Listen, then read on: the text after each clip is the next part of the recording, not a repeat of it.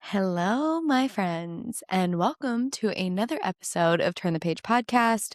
I am your host, Paige, and as promised, we are going to dish the dirt on anxiety and my relationship with my anxiety and the ways in which I've really found myself growing with my understanding of my anxiety. Because I think with something like anxiety, you want to believe that you are going to find a way to overcome it, get rid of it. And that's just not necessarily the case. Like, these are things, anxiety, depression, your big feelings. These are things that we can learn to grow with and navigate in healthier ways. Because we're always going to encounter things in life that make us feel anxious. We're going to encounter things in life that make us feel depressed, losing a loved one, losing a job, going through a divorce. It doesn't even have to be that extreme. It can be even minor. Everybody's relationship with these things is so different and so intricately unique.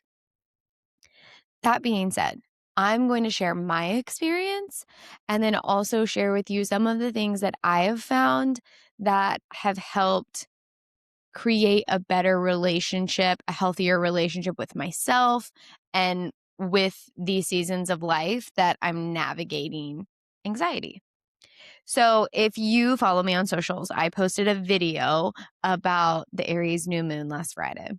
And this energy all over the internet was like, be bold, set intentions, take action, fight for the life that you truly want to live. And yes, all of that is true and all of that is beautiful. But when it came to Thursday, Friday, Saturday, Sunday, the last fucking thing I was in a headspace for was setting any powerful intentions other than just easing my mind and trying to get out of my head and return to my body because I was feeling so anxious. And my relationship with anxiety started, honestly, I think when I had my first daughter. I don't necessarily look back on my teen years and feel as though I was a super anxious person. Um, I was pretty hypervigilant, and that can kind of relate to anxiety, I think. And so in ways, in small ways, like I had anxious tendencies, specifically when it came to fitting in, when it came to people pleasing, when it came to wanting to make sure that everybody liked me. Like those things could give me anxiety. Like if I felt like somebody was mad at me, or if I felt like, I don't know, I had done something wrong or I was too much. Like a lot of it came down to validation that I was receiving or not receiving from other people. Some relationships that I was in, there wasn't a whole lot of trust. Hello, high school. That would make me very anxious. But it was because I was wrapping my identity up in other people and I had no idea who I was on my own. And I think that that's a very normal thing. So like I said, I wouldn't necessarily say like I had a significant relationship with anxiety specifically, but I had anxious, hypervigilant tendencies when it came to my relationships. Now, moving forward into my early 20s, I got pregnant with my oldest daughter at 19. And that's probably the moment in my life where I feel like I started to attain an actual relationship with anxiety, and it wasn't a healthy one. I was so anxious all of the time about her being okay, doing a good job as a mom, making sure everything looked perfect. And again, that validation from the outside world, but it started to significantly internalize inside my head. The way that I looked, the way that she looked, the way that like we presented us as a family, all of these things. I was so fearful of what other people thought. I was so fearful of doing something wrong. I was so fearful of not being a good mom. I was so fearful of her not being okay or something happening. And that led me to really trying to attain a lot of control in my relationship, a lot of control as a mother, a lot of control over myself. And it didn't necessarily come across like obvious. And I know that this sounds kind of confusing, but like if you have anxiety, or if you've dealt with anxiety or you've had a relationship with anxiety in your life, like I feel like it will make sense to you because you're just like on pins and needles.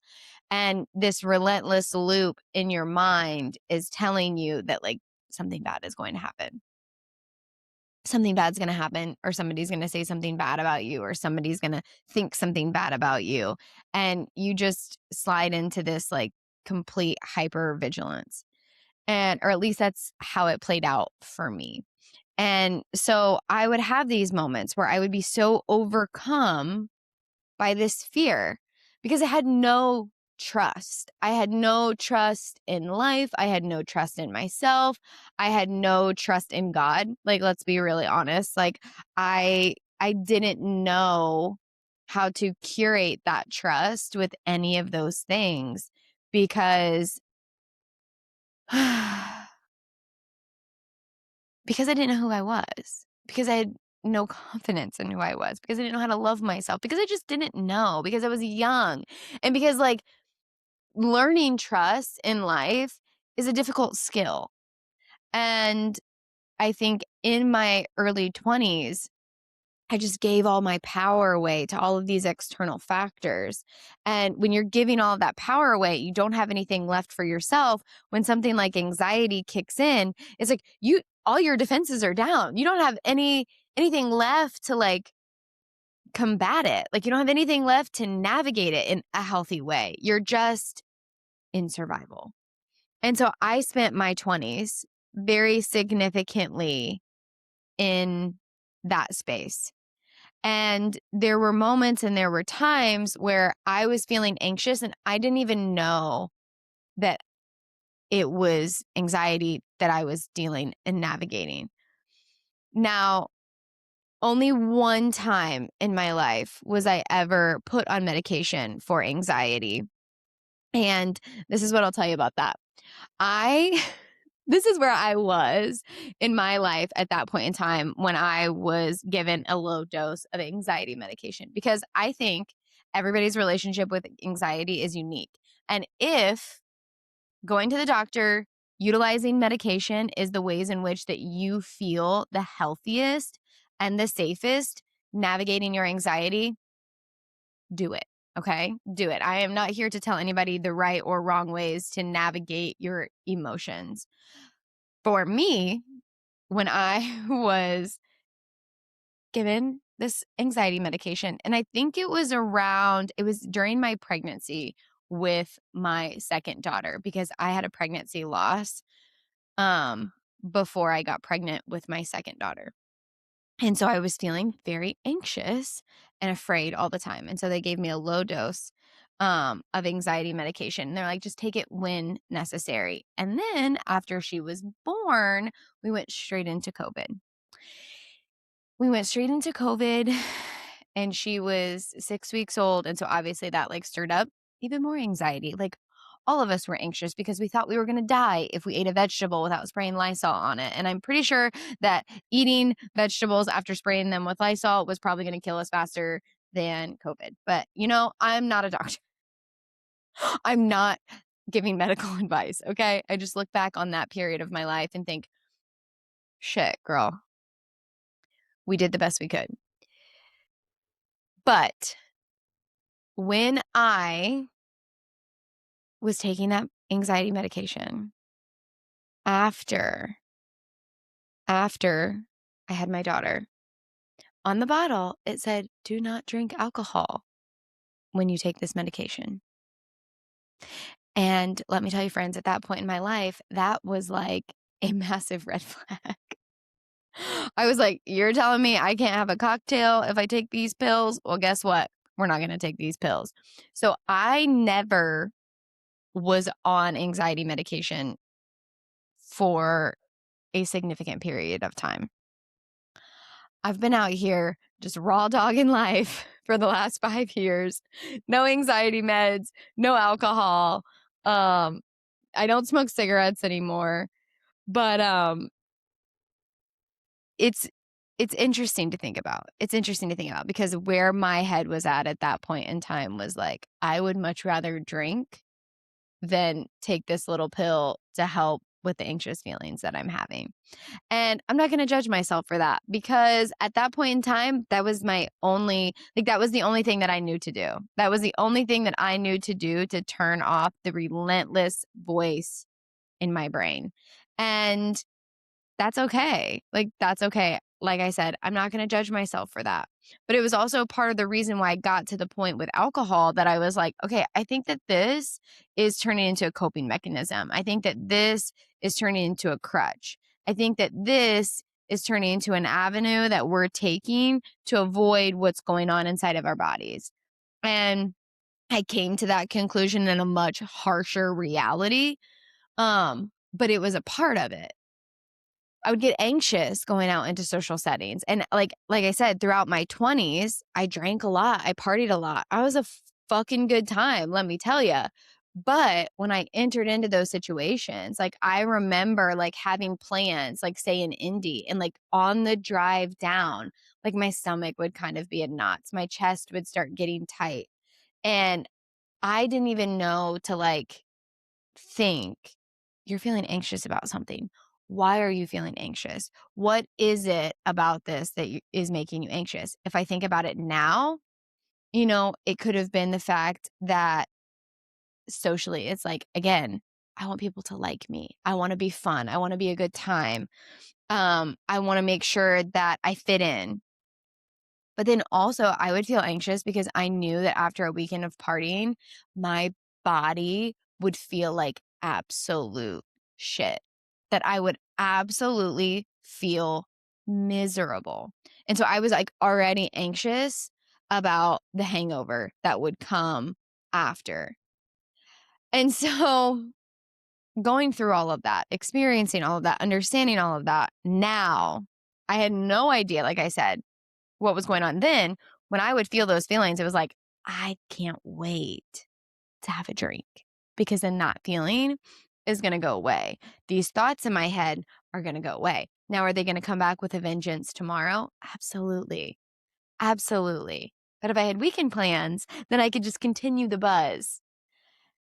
I deal with it on Sunday. And most of the time, I was so busy throwing up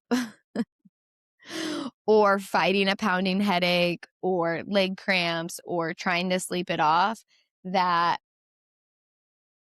it was the last thing on my mind.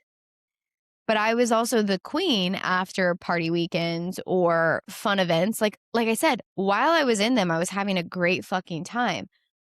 But when I came out on the other side of that, I was the queen of like texting my best friend the next day and being like, what did I say that was stupid? Was I acting like an idiot? Was I obnoxious? And even though it's not like I would black out, but I would just be so nervous about how I was perceived that I would need somebody else's validation that I was fine, that I was just as drunk as everybody else.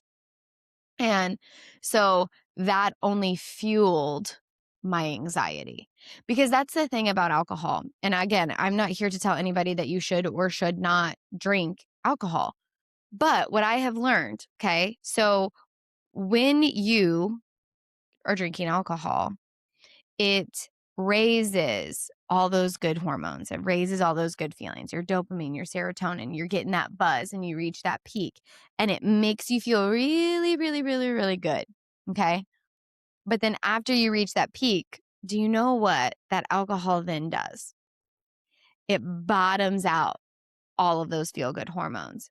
So then you wake up the next day and you actually don't have the hormones, the capacity that you need to be able to feel good, to combat your anxiety, your anxious thoughts, your fears.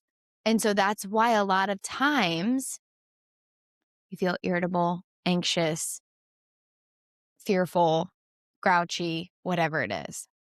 Okay. So it's bottoming out all of those hormones. And as a woman, it takes up to like 3 days to regenerate them. So when I look back at my 20s, Thursday, Friday, Saturday, I was usually having cocktails. Okay. Maybe not a lot, but alcohol was consistent in my diet. It was consistent in my lifestyle. Thursday, Friday, Saturdays. And so what I was doing every single time my body was trying to like regenerate itself to feel better and to feel less anxious and to be able to access those happy hormones, I was literally washing it down the drain. Okay. So we weren't helping ourselves. We weren't helping ourselves much here. And I was also surviving every single day on caffeine, which also doesn't help anxiety. So like I said, my 20s were kind of a mess. But I didn't know. I didn't have the knowledge. I didn't have the information. I just thought that like that was life and that is how you lived. And that was how I was choosing to combat it. And then, as we all know, I went through, or if you are new here and you do not know, 2021, I gave up drinking alcohol. And that was when I went through my big dark night of the soul moment. And I started to really take a look at these things. And I started to let it all bubble to the surface. And so I was like perpetually anxious for the year of 2021 as I was actively learning how to navigate it. So fast forward, okay, to 2026. And I have really strengthened my relationship with my anxiety. Okay. It doesn't mean that it's poof, completely gone away. I'm a mother. I have 2 children. I'm constantly anxious about, okay, are they okay? Am I doing a good job? What could I be doing better? But it's not in a way that is like crippling me like it used to, or like forcing me to lean on an external substance to make myself feel better. I've been able to learn and navigate when these thoughts come up, what it is that works well for me. Starting with journaling, like my journaling practice, my morning ritual or my bedtime ritual, whatever it is, like whichever time of the day I choose to do it, getting the thoughts out of my head, learning who my safe people are to talk to about these really vulnerable things and these really vulnerable feelings, not dumping it on them, but being like, hey, do you have the capacity for me to just like talk this out with you because I feel like I'm really in my head. Exercise. Like there's been all of these different things that have been the most significant tool that I've used at different times over the last 5 years. Going outside, putting my feet on the grass, getting sunlight on my face, spending time alone. These are beautiful, beautiful tools to be able to utilize, lean on, and they all can come in at different seasons at different times, because I'm telling you right now, I'm not going out and putting my bare feet in the snow. I'm not I'm not that kind of a person. I wish I could be, but I'm not. I hate being cold, and that's just not something I'm going to do. I've also switched to half calf coffee. Okay. So we're doing things to support ourselves in better ways. But there still comes time, there still comes seasons, and there still comes triggers that can send us into a spiral. Now, astrologically, I've got some pretty intense transits happening in my chart. I'm not going to go into the details because some of you might not have any idea what I'm talking about. And so I'm not going to go there. But just trust me when I say I've got some pretty intense transits happening. Transits because I understand and utilize the tool of astrology that I knew were coming. Okay. So this is why it's great to contact your local astrologer, me, and understand what it is that's going on in your chart and what could be coming. Because knowing this information has helped me significantly. And talking to my astrologer about this information has actively helped me because I knew that seasons of what could feel like a little bit of insanity were going to be coming. And that doesn't mean seasons as in like a whole season. I just mean like maybe a few days, maybe a week, maybe a day, maybe a few hours. You never really know. But what this is doing is it is upheaving things that I need to pay attention to, specifically when it comes to my mind. And what do we like to think of emotionally when it comes to our mind? Ding, ding, ding. You guessed it, anxiety. So, like I said, the Aries new moon rolled right in. I also watched a show that was very heavily centered in grief. And if I would have realized, and it just kind of like triggered the ripple effect. Okay. So I basically this last weekend feel like I came off a 4-day bender of anxiety, like an anxiety spiral. I have not felt that anxious in years because, like I said, over time, going through my healing journey, going to therapy, learning, understanding, taking better care of my body, my health, avoiding substances that make me feel like shit and foods that make me feel like shit. Okay. I've done the work and was like feeling pretty good. Like I was just like, I can combat my anxiety. I can combat my anxiety really well, feeling like I was in a really good place with it. If I would start feeling anxious, well, I would pick one of the tools out of my toolbox to utilize. And then knowing again that this kind of scattered energy was going to be showing up in my chart, I was just kind of waiting. And let me tell you, it did not disappoint. So starting Thursday night by watching this show, I just started bawling. I bawled. I bawled through this entire first episode. And then I proceeded to cry for the next 3 days, but very significantly for the next few hours. And I didn't realize what this was like trickling off. At first, I just thought, oh my gosh, like I'm an empath. And when I watch things that are sad or I watch things specifically when people die, it takes me back to the place that I was when I had lost people in my life in very tragic ways. I've experienced that. I've experienced multiple losses of people that I love in a quote unquote normal trajectory of life. But then I've also experienced a significant amount of loss in very tragic ways, very unexpected ways, where you get that phone call and you're like, what do you mean this happened? And you don't understand it, but you're like gut punched. You're gut punched with the realities of mortality. And when I watch shows like that, sometimes it can transport me back to that moment. But then what it does as the ripple effect is it sends me into this spiral about every single person that I love around me then dying. And that's not a really fun feeling to have. It's not a really fun thing to experience. It's like the anxiety and the anticipation of the next person.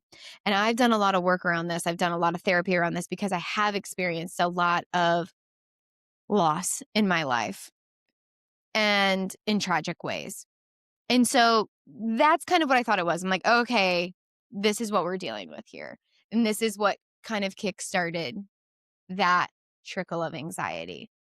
Well, going into Friday, I then was met with also the energies of the new moon, and it just continued to grow. It just continued to spiral. I felt like I had like burnt my throat, like my throat was on fire. And I knew that feeling was because I needed to speak it out. I needed to get it out. I needed to do something to move through this energy. It was in my throat. It was in my heart.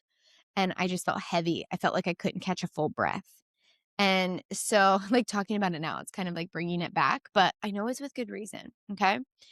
And I've been able to notice and recognize these things because our body is also a messenger. Our body is going to send us information. We just have to get quiet enough to listen. And so sometimes it's like you can feel these things coming on. You can feel these things coming on. And maybe it's a TV show that triggers it. Maybe it's a life circumstance. Maybe it's a conversation or a book you read. But we can pay attention to how these things that we're absorbing and we're consuming, maybe it's social media, but how these things that we're absorbing and consuming make our body feel. And so I was paying attention. Okay. I was paying attention because that is the beauty of self-awareness. That is the beauty of utilizing our intuition, and it can help us navigate it. Doesn't mean that we won't have to navigate shit, but it can help us navigate it. So I'm paying attention. I'm letting myself cry this first night. I'm letting myself cry. I'm letting myself get it out. I'm letting myself feel sad. Now, my oldest Macy, who does not cry over TV shows like me and her sister do. But she's like, Mom, what is wrong? Like, what is happening? You're making me really uncomfortable. Why are you crying about this? Et cetera, et cetera. And I just told her, I said, I'm just like feeling really sad and I'm letting myself cry. This is healthy. This is healthy. It's okay. I don't need you to do anything. I don't need you to fix it. You can give me a hug if you want. It's not your responsibility, but I'm going to just let myself feel it. And so, she gave me a few little side eyes, like, I think you're cuckoo bananas, but I'm going to let it ride out. And so then come Friday, I'm still feeling all of these feelings. I'm still feeling really anxious. And because, again, I know and understand that astrologically, this transit is happening and it's going to be happening in waves, that this will pass. But it doesn't mean that it makes it feel any better while you're in it. Okay. So my anxiety was really high. I had all these plans. I was supposed to go get a massage. I recorded a podcast episode with my best friend, which I managed to get through after having a solid 30-minute conversation with her about it, because I was like, can I talk to you about this first before we record? Because I feel like I need to get some of it out so that I can be more centered and grounded and focused. And so it's beautiful to have safe people in your life. Not everybody in your orbit is a safe person to talk to about your vulnerable emotions. Okay. Learn that, recognize that your body will tell you and teach you who is safe and who is not to speak to about those vulnerable things. Pay attention to it. Okay. Pay attention to that, because when you get vulnerable and you have conversations with people who aren't safe to hold space for you, that rejection can only make that spiral even more significant. Okay. It's my little PSA for you. But I had that conversation. I recorded that podcast. I was supposed to go get a massage, go get groceries, all the things. I was feeling so disoriented that I was like, I couldn't even go get my massage. I text my massage therapist, I'm sorry, like something unexpected has come up. Yes, my emotions. I was like, I don't want to just like go there and get this massage and like start bawling and project all of these emotions and these uncomfy feelings all over this sweet, sweet man.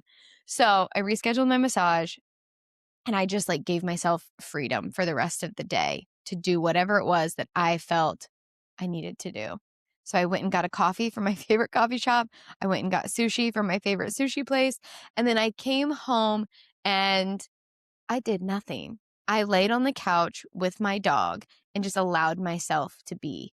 I binged watched a TV show and I just didn't put anything else on my list. Okay. Woke up Saturday. I had to work. I was feeling super comfy. Also started my cycle. Yay, raw. So that just like added into it. It was like a hormonal shitstorm, guys. Like crazy. Started my cycle, had to work for half a day. Thank God for my clients that they gave me grace, because I was like, also, then it was like transpiring into a headache, hormonally, the anxiety, all of the things. And then guess what? Proceeded that afternoon to do nothing. I laid around, I rested, and I gave myself the space that I needed to just breathe because, again, it felt like an anvil was sitting on my chest. And so I just like took deep breaths. I avoided social media, okay? Because social media can genuinely make those anxiety spirals that much stronger. But I also found myself hyperfixating. I was hyperfixating like, oh my gosh, this friend didn't text me back. Is she mad at me? What's going on? This is like shit and thoughts that I haven't had in a long ass time. Okay. Was anything wrong? No, she was just busy and she's got a life. And I knew that deep down. I knew that. But in that spiral, in that moment, in that space and time, it was like I could not stop thinking about it. And so I spent a lot of time alone. I spent a lot of time resting. I spent a lot of time journaling. And honestly, every single time the thoughts would get really strong, I would just slide into prayer. I would slide into prayer with God and just be like, God, allow me to see and know what it is that this is trying to teach me, what it is that this is trying to show me, what it is that I need to release, what it is that I need to acknowledge, what it is that I need to shift and change to be back in alignment with where it is that I'm meant to go. Come Sunday, my kids come home from their dads. I'm around my friends and my niece and all of the things. And I just like acknowledged it. I was like, guys, I've been feeling super anxious the last few days. I've been feeling super, super anxious. I just need you to give me some grace. And guess what? Everybody did. And guess what? I woke up Monday morning and I was like, I feel like I came off a 4-day bender. Like my mind was so foggy. Clarity was having a really hard time coming in. But what I held on to throughout that was this faith, this trust that I would come out on the other side of it. I knew it had to do with my cycle. I knew it had to do with the fact that like I had to face once again this fear and anxiety of losing loved ones. I had to acknowledge that I can't control other people. Their validation, their acceptance, their love, whatever it is, it doesn't dictate how I get to show up for myself or how much I love myself. Are those feelings scary? Yeah, absolutely. But the people who are meant to be in your orbit will always be there. Trust that. Trust your friendships. Trust your relationships. And don't allow those thoughts to control you. Whether you have to take a step back and spend some time alone, whether you have to allow yourself to rest and binge watch a show on Netflix, whether you have to separate yourself from social media for a few days, do what you have to do to be able to take care of yourself and navigate really like sticky moments in the healthiest way possible. I think one of the things that I'm learning with this transit and with some of this anxiety rearing its head, and this was just the way that this transit showed up for me in this moment. The next time it shows up, it could be something completely different. But mentally, it was reminding me that I don't have control over the world, but I have control over where I give my power. And when those thoughts got relentless, I let myself cry. I let myself pray and I let myself rest because that is what I have control over. I didn't feed it. I didn't feed the monsters inside my mind. And this is what I tell my kids all the time. It's like, you don't have to feed that. You don't have to feed the negative thoughts. They are going to be there. They are going to show up. Those anxious thoughts are going to show up. You don't have to feed them. What feeds them? Okay. Caffeine, booze, spending time around the wrong people, being on social media too much. Don't feed your anxious thoughts. Don't feed the monsters in your mind because they are sneaky little bastards. Okay. They don't need your help. Do things that you can do to come back into your body. Okay. Right here, instead of right here. Come back into your body. Put your hand on your belly and on your heart and remind yourself that you are whole. You are loved. You are enough.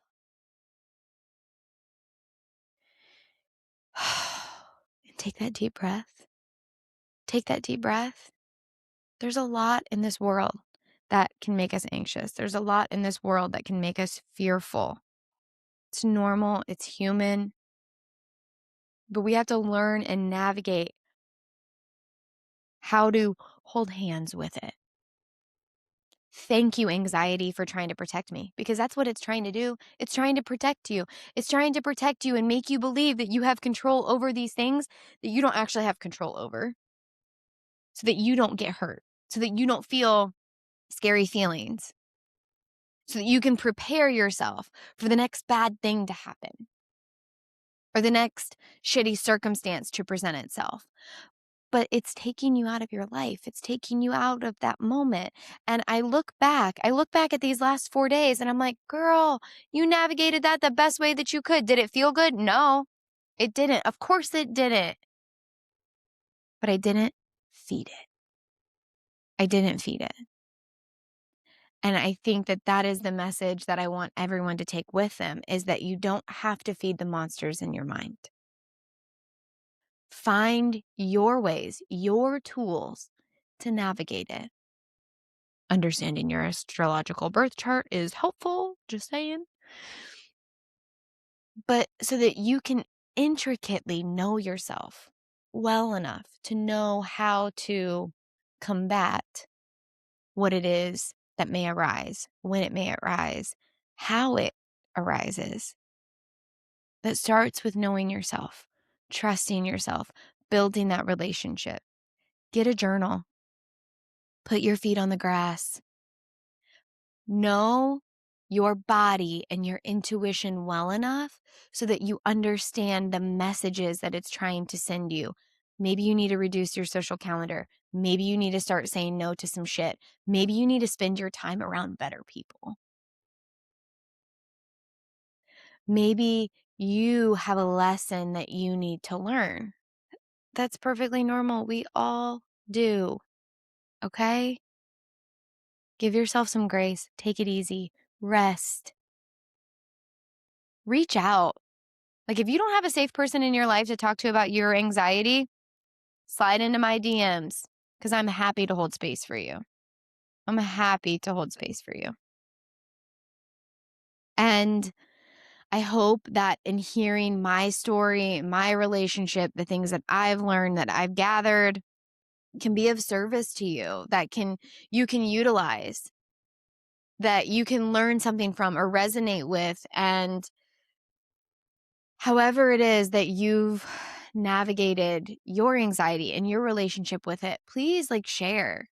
Be honest about it. Be open about it. I think when we talk about the things that we struggle with, that's how we connect with each other, because we're all struggling with it. We've all got things that we're dealing with. Me strengthening my relationship with myself and learning how to navigate my anxiety has helped me to really teach my kids. Now, it's not always great, and it doesn't mean that they always listen or utilize it, but it's planting seeds. Presley, my youngest, is 6, and she'll start getting really scared and really anxious about things that could happen in the future. And I just tell her now, let's focus on right now. Let's focus on today, in this moment. Let's be where our feet are. We don't need to worry about that yet. It's not here. Okay? Let's take some deep breaths. Let's put our hand on our hearts. Let's turn on some music. She's a Pisces Mercury, so music is always, the vibe is always really what helps to keep her feel safe. My oldest, she's a Leo Mercury. So girlfriend needs to move. She's got to move that energy out. Running can be really good for her. Fresh air, being outside, being in the sun. So there's ways in which that we all can navigate differently. I'm an Aries Mercury. So for me, it's usually creativity. It's creativity that gets me out of my head and into my body. And if it's not creativity, then it's finding ways to keep myself grounded. Sometimes if I'm feeling burnout, that's just rest. That's what I gave myself this weekend. It was like, girl, you don't need to do anything. You need to just chill the fuck out. It's just rest and getting away from social media, getting away from that consumption, that noise, that validation, and coming back into my truth. So like I said, I hope that there's something in this conversation that you resonated with. I hope that something could be of service to you.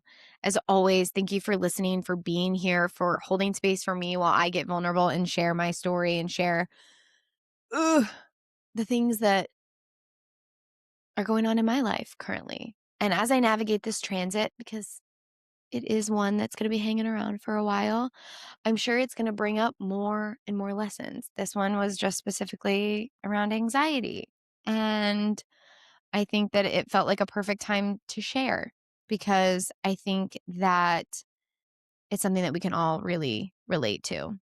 I'd love for you to share the ways in which you found navigating your anxiety, because we can always add tools to our toolbox. We never know when we might need them.